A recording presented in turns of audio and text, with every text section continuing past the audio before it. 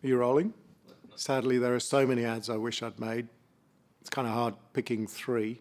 Number one, given where I'm working and given its influence on our industry, would have to be one of the original Volkswagen Beetle ads by DDB in the early days.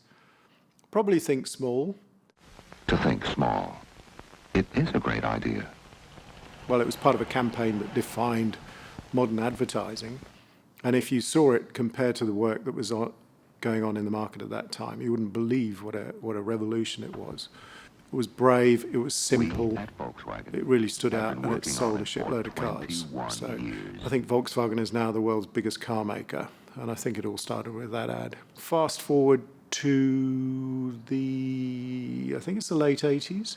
It was part of the campaign for the world's favourite airline, which was just such an awesome way of defining an airline that wasn't the biggest, but was pretty popular. It used the theme from Lakme that they'd established already.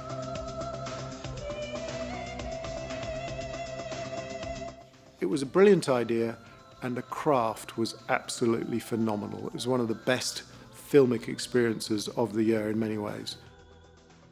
And I was fortunate enough to work with some of the people who worked on this, my past life at M&C Saatchi.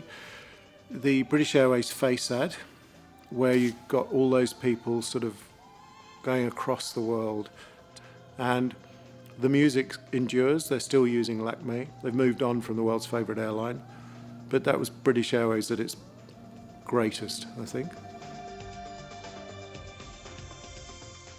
So this is a favourite ad. It's another enduring campaign. I love campaigns. I think one-offs, nothing's easy, but one-offs aren't nearly as good as starting something with a brilliant platform. This was for Alka-Seltzer, and Alka-Seltzer had been doing a campaign for many years that was for when you've eaten something you shouldn't have. This one was two guys in a lifeboat, lost at sea. Their ship has sunk, they're marooned in this lifeboat. And the camera sees them on one day, and then we dip to black. The camera returns to them on another day, we dip to black. And you just get this sense of monotony, and they're just sitting there. And then the camera returns to them a fourth time, and there's only one of them. And he's not looking entirely comfortable. And the voiceover comes in and says, "When you've eaten something you shouldn't have." And you realise that he's eaten the other guy, and it was fucking funny and effortless. Then, if I can have four, I'd probably add Got Milk.